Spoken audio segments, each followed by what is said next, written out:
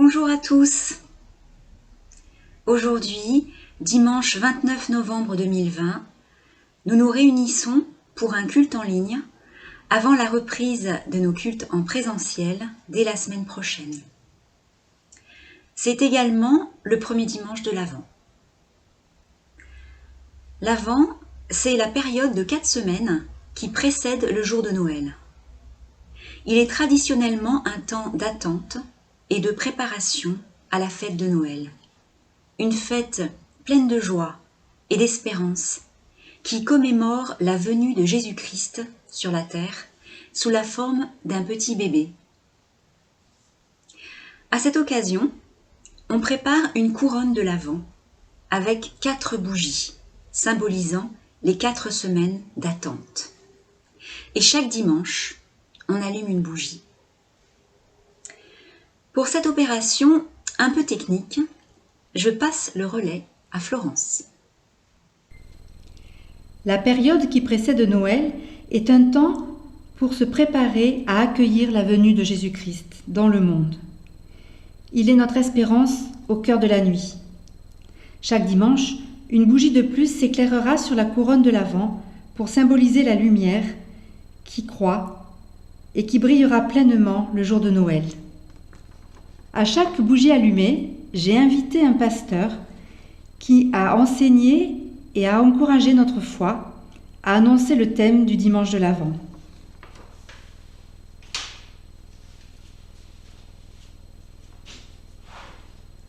Allumons maintenant ensemble la première bougie.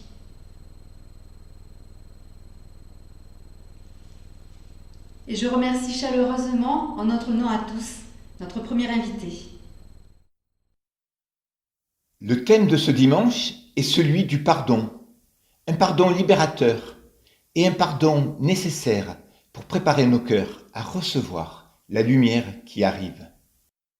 L'Avent, qu'est-ce que c'est? Qu'est-ce que ça signifie pour nous? Qu'est-ce que ça signifie pour moi? L'Avent, c'est un temps, selon moi, où quelque part je me positionne. En effet, il faut beaucoup de volonté de nos jours pour ne pas céder à la compulsion d'acheter, de consommer, de manger exagérément.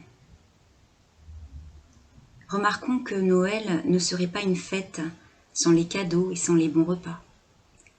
Tout est affaire de mesure. L'Avent, selon moi, est un temps de positionnement volontaire, où je me nourris d'une pensée fondamentale. Jésus vient. Jésus vient dans notre monde sous la forme d'un petit enfant. Il s'est incarné, il a revêtu notre condition pour presque s'identifier à nous dans son amour. Jésus vient dans le cœur des hommes aujourd'hui, de ceux qui le cherchent et les autres aussi.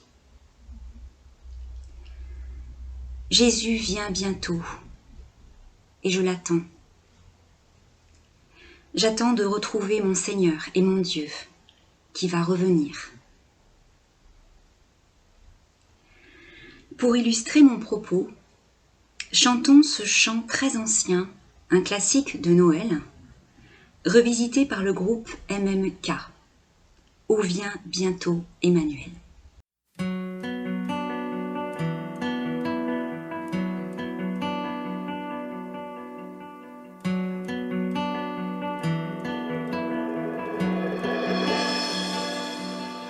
Où vient bientôt Emmanuel, nous délivrer du joug cruel et du péché briser la loi. Ton peuple entier s'attend à toi. Joyeux, levez les yeux vers le ciel, voici venir Emmanuel. Oh, viens bientôt descendre.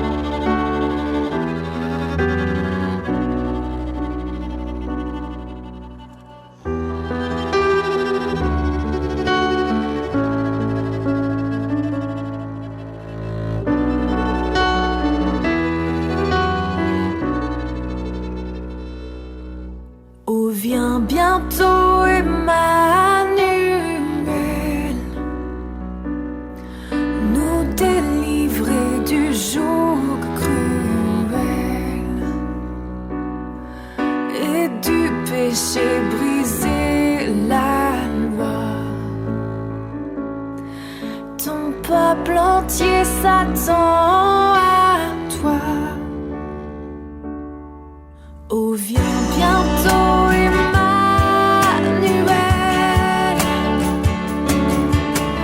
Viens bientôt, Emmanuel.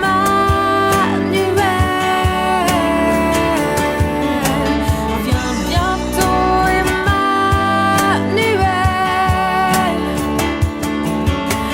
Viens bientôt, Emmanuel. Viens bientôt, Emmanuel.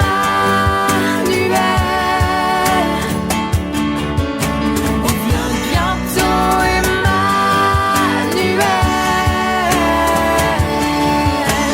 Viens bientôt, Emmanuel.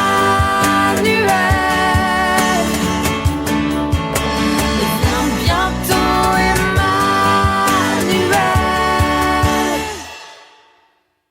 Viens bientôt, Emmanuel.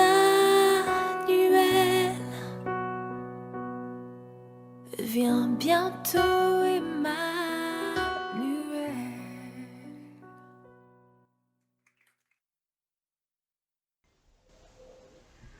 Dans la tradition protestante, la thématique du culte du premier dimanche de l'Avent est consacrée au pardon. Je vais donc vous lire un texte de l'Évangile de Luc que je commenterai brièvement et qui relate une histoire de pardon. En fait, c'est la fin de l'histoire d'un homme qui a été condamné à mort et est crucifié. Mais alors qu'il vit ses derniers instants, il réalise, il affirme même que celui qui est crucifié à côté de lui est le Seigneur. On conduisait en même temps 2 malfaiteurs qui devaient être mis à mort avec Jésus. Lorsqu'ils furent arrivés au lieu appelé Crâne, ils le crucifièrent là, ainsi que les 2 malfaiteurs, l'un à droite, l'autre à gauche.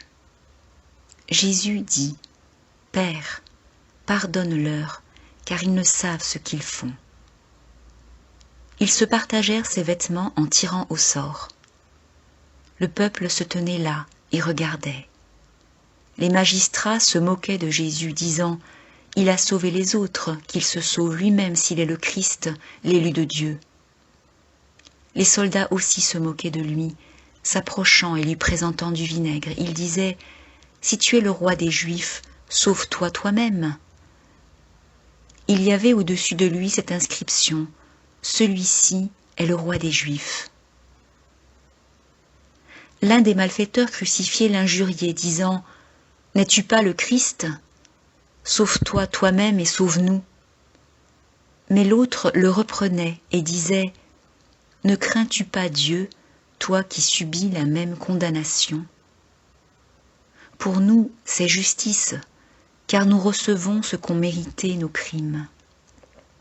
Mais celui-ci n'a rien fait de mal. » Et il dit à Jésus : « Souviens-toi de moi quand tu viendras dans ton règne. » Jésus lui répondit : « Je te le dis, en vérité, aujourd'hui tu seras avec moi dans le paradis. » Dans ce passage, Luc nous décrit bien le contexte barbare de l'exécution de Jésus. Le peuple est là qui regarde. Les magistrats et les soldats se moquent de Jésus. Ses vêtements sont partagés. Tous ceux qui connaissent Jésus sont là, eux aussi, au loin, et regardent. Finalement, le seul qui est réellement clairvoyant à cet instant, c'est le malfaiteur crucifié à côté de Jésus. À ce moment précis, cet homme vit un réel moment de repentance et de pardon. Il a probablement entendu Jésus dire : « Père, pardonne-leur, car ils ne savent pas ce qu'ils font. » Il reprend également l'autre malfaiteur, montrant par là qu'il craint Dieu. Ne crains-tu pas Dieu, toi qui subis la même condamnation, dit-il. Cet homme pécheur crucifié à côté de Jésus reconnaît qu'il mérite sa condamnation. Pour nous, c'est justice, car nous recevons ce qu'ont mérité nos crimes, dit-il. Ce malfaiteur a compris qui était Jésus et l'appelle Seigneur. Il dit un moment, mais celui-ci n'a rien fait de mal. Et il dit à Jésus, Seigneur, souviens-toi de moi. Avec ces mots à lui, enfin, il appelle à la grâce de Dieu, dans une requête remplie d'espérance et de foi. Souviens-toi de moi quand tu seras entré dans ton règne. La réponse de Jésus est immédiate.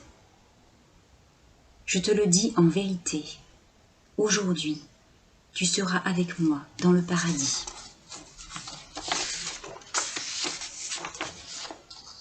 Jésus, jusqu'à sa mort, pardonne l'humanité tout entière, alors qu'elle le cloue sur la croix.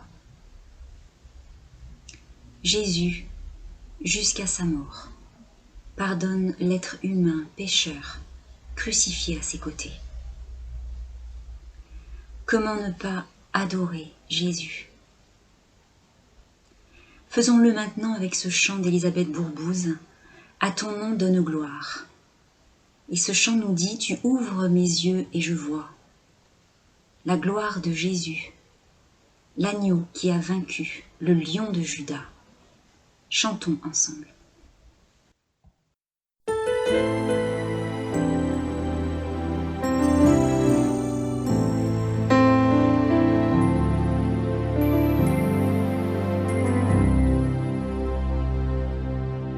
Non pas à nous, non pas à nous, mais à ton nom donne gloire. Non pas à nous, non pas à nous, mais à ton nom donne gloire. Ta main éternelle et sur moi, tu ouvres mes yeux et je vois la splendeur de ta majesté. Le voile est déchiré et je peux contempler la gloire de Jésus, l'agneau qui a vaincu et qui est assis sur le trône. La force du grand roi, le lion de Juda, à qui appartient la couronne pour toujours.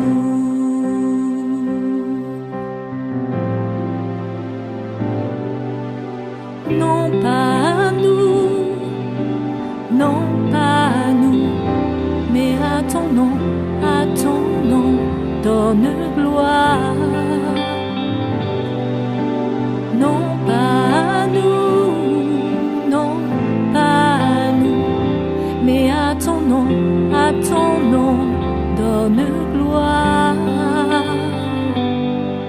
Nos yeux éternels sont sur toi. Nous contemplons le roi des rois, confondu par tant de beauté, émerveillé par toi, nous voulons refléter la gloire de Jésus, l'agneau qui a vaincu et qui est assis sur le trône. La force du grand roi, le lion de Juda, à qui appartient la couronne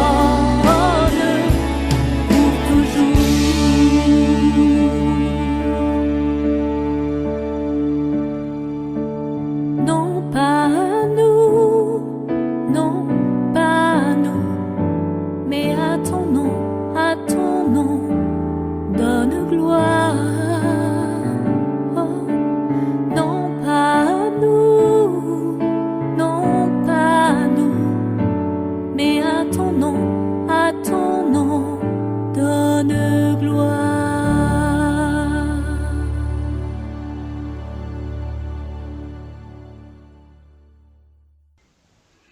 Nous allons évoquer maintenant le dernier repas du Seigneur Jésus, comme il nous a demandé de le faire, en mémoire de lui.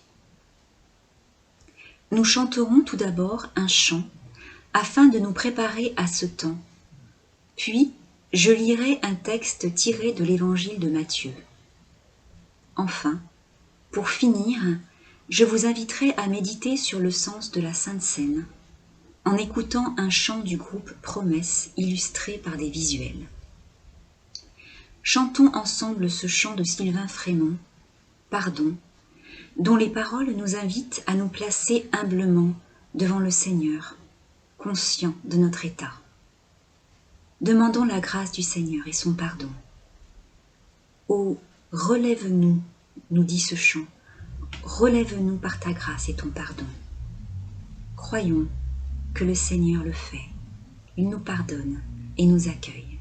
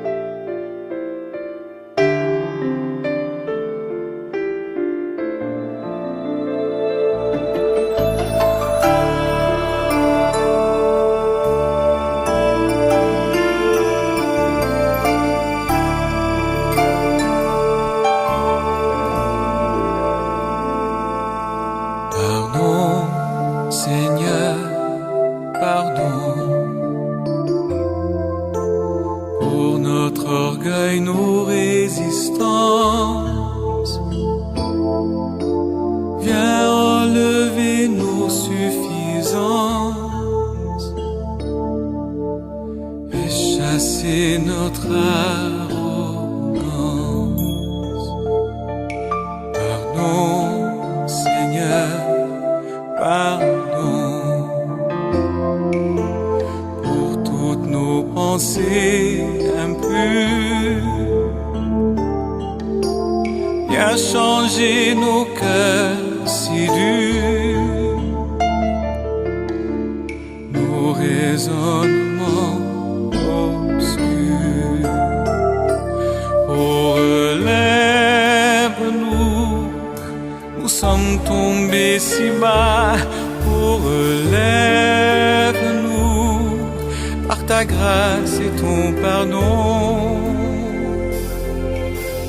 Aie pitié de nous, nous nous humilions devant toi. Pardon, Seigneur, pardon pour tant de paroles mauvaises. Viens adoucir nos malheurs et que nos querelles s'apaisent.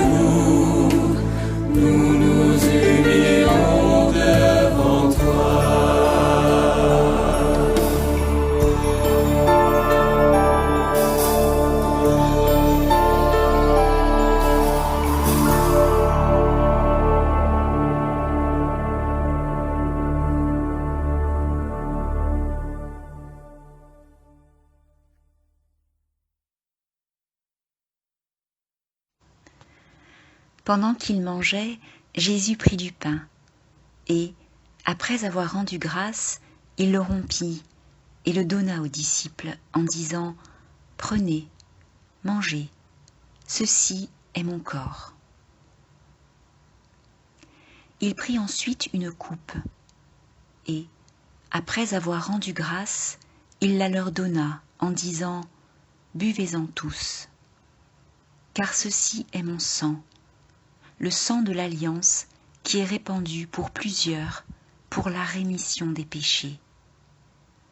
Je vous le dis, je ne boirai plus désormais de ce fruit de la vigne jusqu'au jour où j'en boirai du nouveau avec vous dans le royaume de mon Père. »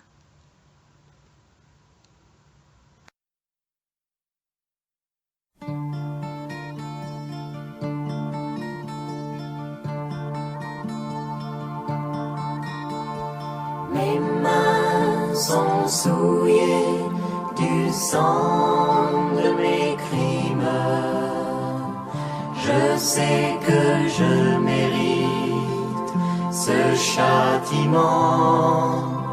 Le flot de ma colère m'a hissé sur la cime, Golgotha, où je souffre maintenant.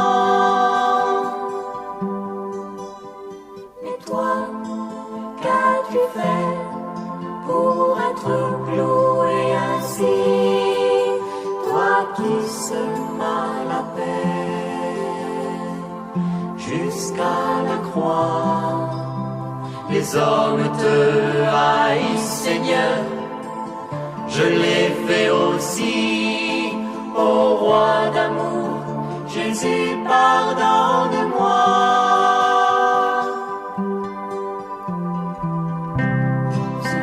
De moi, quand tu viendras dans ton règne.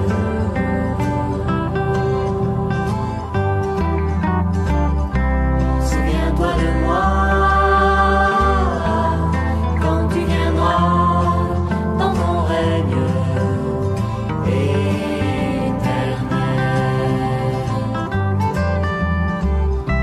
Souviens-toi de moi, quand tu viendras dans ton règne.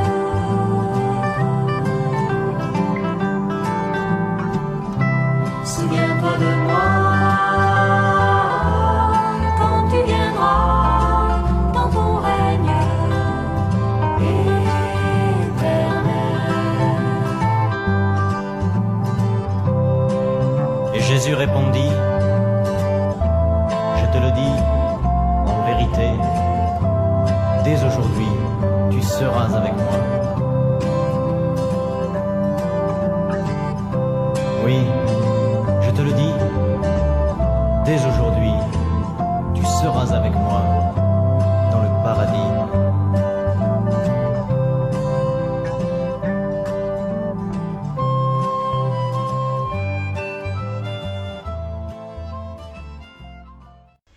Et maintenant, nous allons écouter notre frère Thierry Bulan qui va nous apporter la prédication.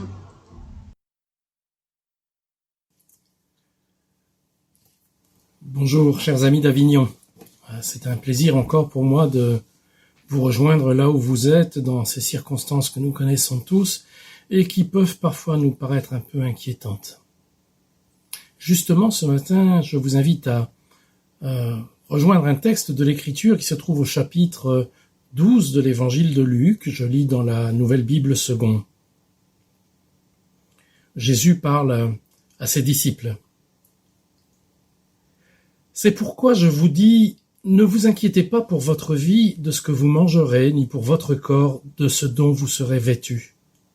Car la vie est plus que la nourriture, et le corps plus que le vêtement. Considérez les corbeaux. Ils ne sèment pas, ils ne moissonnent pas, ils n'ont ni cellier, ni grange, et Dieu les nourrit. Or, vous valez plus que les oiseaux, combien plus?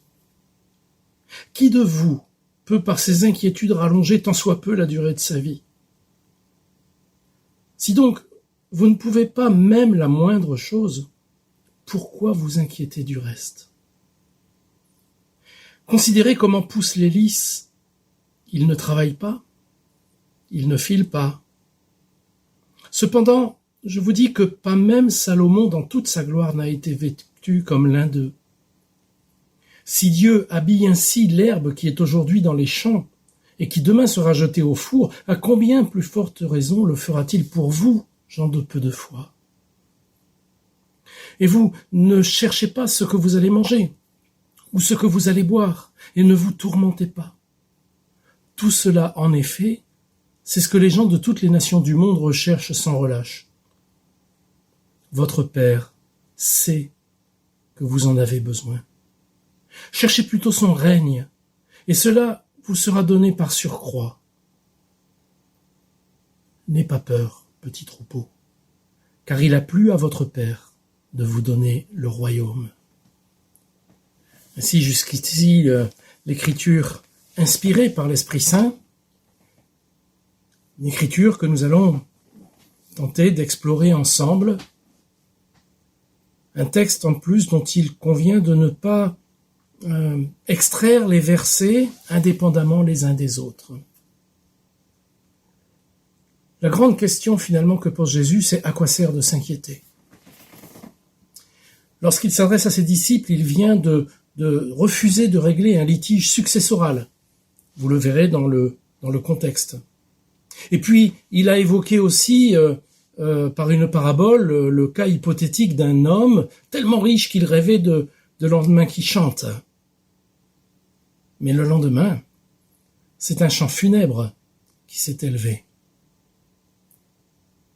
Jésus prêcherait-il la séparation de la foi et des affaires de nos contemporains? Voudrait-il nous conduire au ciel en nous séparant radicalement de la terre et de ses biens? Dieu jetterait-il un voile de culpabilité sur la joie de posséder quelque chose? Et puis encore, les parents que nous sommes,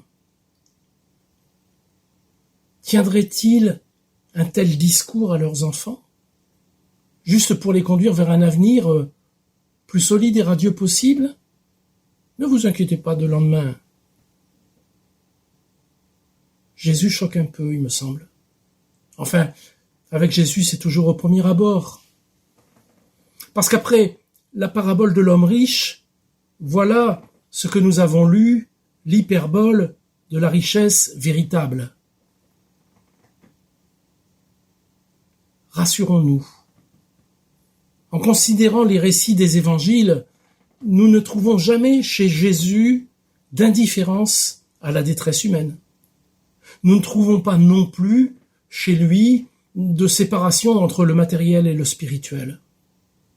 Nous ne trouvons même pas de légèreté devant les nécessités de la vie humaine. Il est plutôt question ici de remettre mes préoccupations dans une saine perspective. Et nous nous apercevons en allant au bout du discours de Jésus que le soin qui est dû aux défavorisés n'en est pas exclu. En outre, dans d'autres textes, et je pense en particulier à 1 Timothée 6, 17, nous pouvons lire « Ordonne à ceux qui sont riches dans le présent siècle qu'ils ne soient pas hautains et qu'ils ne mettent pas leur confiance dans l'incertitude des richesses, mais dans le Dieu qui donne toutes choses richement pour en jouir. » Il est très important de retenir alors que la convoitise et l'orgueil sont en quelque sorte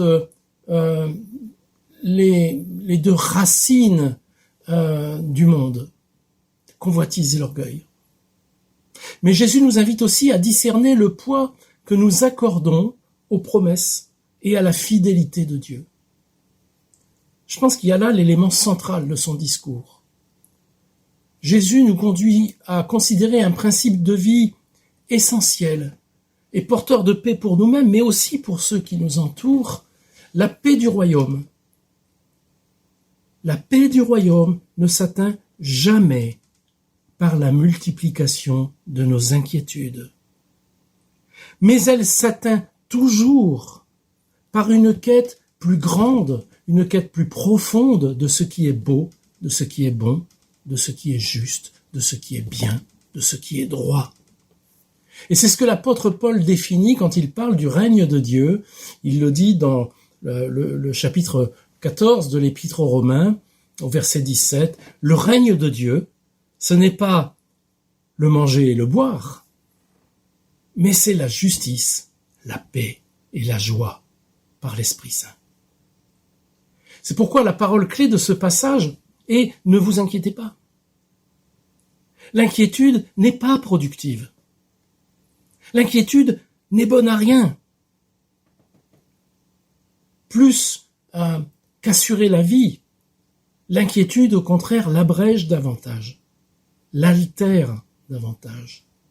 Alors Jésus dit, considérez le champ de la création. Il en appelle au bon sens. Considérez les corbeaux, considérez les fleurs des champs. Considérer, c'est observer attentivement, peser, évaluer une situation. Les corbeaux étaient et sont toujours d'ailleurs des animaux nécrophages, et donc impurs selon la loi mosaïque. Ils n'ont ni grenier, ni coffre-fort, dit Jésus. Et pourtant Dieu les nourrit, même eux. Bien sûr, ça ne signifie pas que Dieu remplit leur mangeoire, il leur faut chercher leur repas, mais Dieu s'assure qu'il n'en manque pas. Le point important ici, c'est ce rappel de Jésus. Nous avons plus de valeur que les corbeaux. Nous avons plus de valeur que les fleurs sauvages. Chacune est splendeur. Chacune est pleine de la gloire de Dieu. Alors même qu'elles se faneront inévitablement. Pourquoi sommes-nous si inquiets de ce que nous allons porter quand Dieu habille aussi élégamment la création, les fleurs? Et Jésus, en toute logique, dit, mais Dieu qui donne la vie pourvoira aussi pour les biens de moindre valeur qui nous sont nécessaires. Croire, en suivant Jésus, croire, c'est donc avoir la conviction que Dieu connaît nos besoins profonds et qu'il y pourvoira.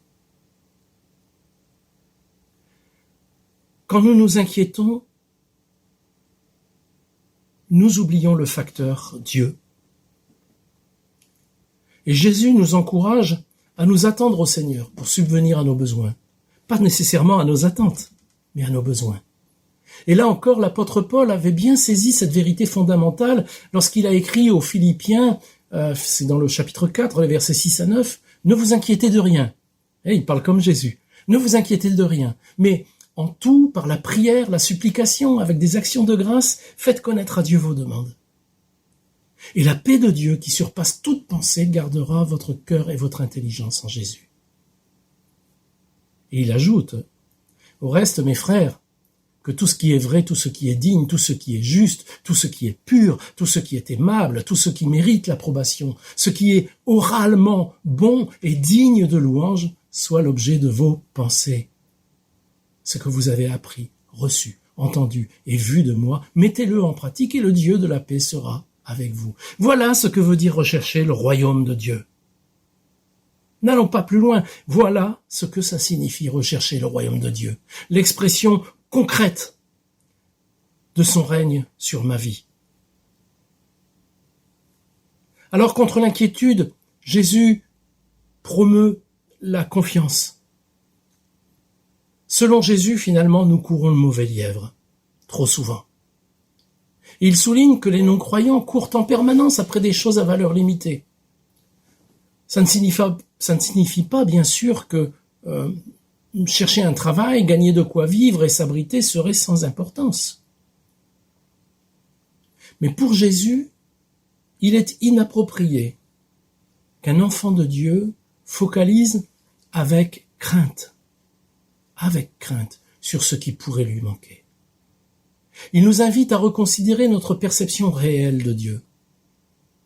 Comment un père aussi aimant, attentif et bon, pourrait voir les besoins de ses enfants et ne pas y pourvoir. Au lieu de focaliser sur le combat des nécessités de chaque jour, notre intelligence, notre cœur pourrait se mettre en quête de la meilleure manière de vivre en citoyen du royaume de Dieu.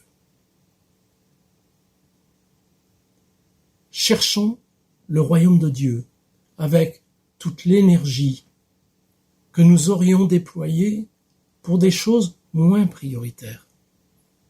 Ça vaut le coup d'y réfléchir, ça. Chercher le royaume de Dieu, c'est-à-dire ses fruits dans ma vie, et puis ses fruits visibles et perceptibles autour de moi. Chercher le royaume de Dieu avec la même énergie que nous mettons à rechercher des choses moins prioritaires. Nous sommes héritiers de sa promesse. Le Seigneur subviendra à nos besoins.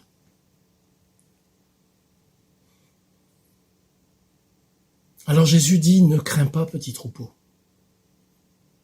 Ne crains pas, petit troupeau. Il y a de l'affection dans tout ça. Ne crains pas, vis le royaume. Jésus conclut par une parole toute de tendresse. C'est au verset 32. « N'aie pas peur, petit troupeau, car il a plu à votre Père de vous donner le royaume. » Les disciples, à ce moment où ils parlent, sont un troupeau. 12 individus, 12 brebis que Jésus porte dans son cœur. Il partage sa vie avec eux. Il est le berger. C'est à eux qu'il va transmettre la flamme. Et nous sommes, nous aussi, maintenant, ce petit troupeau.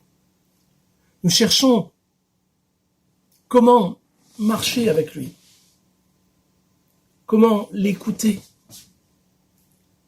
comment l'imiter,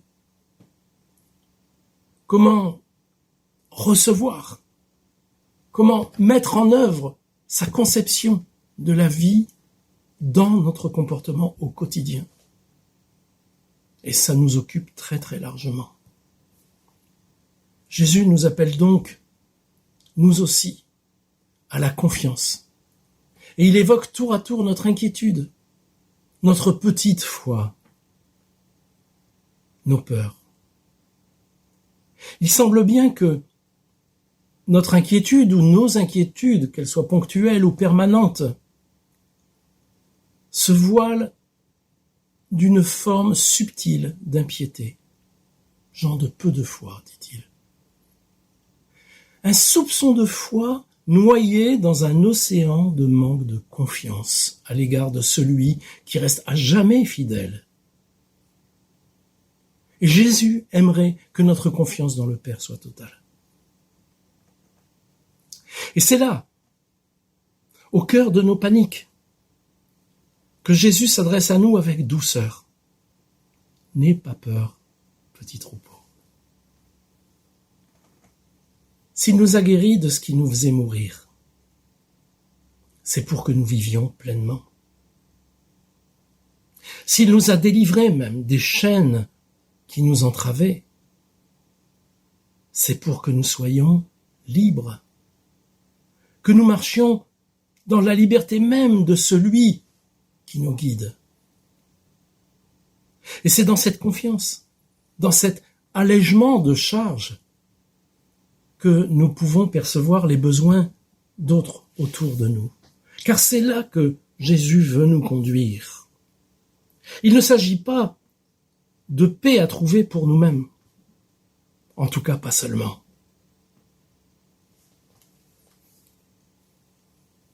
C'est en véritablement vivant cet allègement, cette liberté, que nous pouvons percevoir les besoins des autres autour de nous et de leur venir en aide. C'est en nous révélant l'inanité de nos cœurs et en nous ouvrant à de nouvelles perspectives que Jésus nous conduit à nous décentrer de nous-mêmes. Et cela pour mieux aimer Dieu et mieux aimer notre prochain. Finalement, mieux vivre les deux premiers et grands commandements qui n'en forment qu'un seul dans son regard. Et c'est en lui que nous avons tous les moyens pour vivre cela et pour en vivre. C'est important parce que Jésus l'a dit, là où tu situes ce qui compte pour toi, là est ancré ton cœur. Jésus ne nous recommande pas ici l'insouciance. Il ne nous recommande pas de ne pas faire de nos possessions notre préoccupation première. Le psaume 62:11 d'ailleurs nous livre un avertissement. Si les biens augmentent, n'y mettez pas votre cœur. Voilà ce qu'il nous recommande. Attention à vos priorités. Alors, concluons rapidement. Jésus avertit, avec douceur, mais il avertit. Je dirais même qu'il avertit avec clarté. Si je cède à l'avidité et à l'anxiété que produit cette avidité, ce désir de bien, ce désir de sécurité, je passerai à côté de la vraie vie. Ma qualité de vie, en effet, ne dépend pas de mes biens. Ma qualité de vie, ma vie elle-même vaut infiniment plus que des petits plats ou les modes qui pourraient me séduire. Elle vaut infiniment plus que tant de choses qui me sont proposées aujourd'hui. Faire passer ma relation à Dieu avant tout, et le reste suivra. Voilà le conseil de Jésus. Fais passer ta relation avec Dieu avant toute chose, et le reste suivra. Ça va changer ton comportement, ça va changer ta perception des choses, ta manière de vivre, ta relation aux autres, ta relation à Dieu, ta relation à toi-même. Cherche d'abord le royaume. C'est le plus incomparable des cadeaux que Dieu t'a fait. Et il requiert toute ton attention. Parce que finalement, ce royaume, j'ai pas à le chercher bien loin. Dieu me l'a donné. À moi de le laisser s'exprimer. Alors, chers amis, comme beaucoup, nous ne serons peut-être jamais riches. En tout cas, pas au sens que la société autour de nous peut donner aujourd'hui à ce mot. Mais nous ne manquerons jamais de ce qui nous est essentiel. Alors non, Jésus ne nous invite pas à vivre retranchés de ce monde. Il ne nous invite pas à laisser les autres dans leur peur du quotidien non plus. Au contraire, il nous dit que libérés de nous-mêmes, nous pouvons toujours mieux promouvoir la libération que le Seigneur propose à nos semblables. Voyez ? Parce qu'au final, Jésus nous enseigne que l'attitude requise au regard des biens que ce monde peut nous offrir ou nous vendre, le plus souvent, il faut le dire, l'attitude requise, c'est de se constituer un trésor inépuisable auprès de lui, tout en engageant notre cœur dans l'aide à notre prochain. Se constituer un trésor inépuisable auprès de Dieu, pour être de tout cœur éveillé aux besoins de notre prochain. Aimer Dieu pour lui-même, aimer mon prochain comme moi-même, là se trouve l'unique valeur. Et c'est, je crois, ce que Jésus voulait enseigner à ses disciples, ce petit troupeau qu'il invitait à ne jamais avoir peur. N'ayons pas peur, nous non plus. Restons confiants dans la fidélité de Dieu. Amen.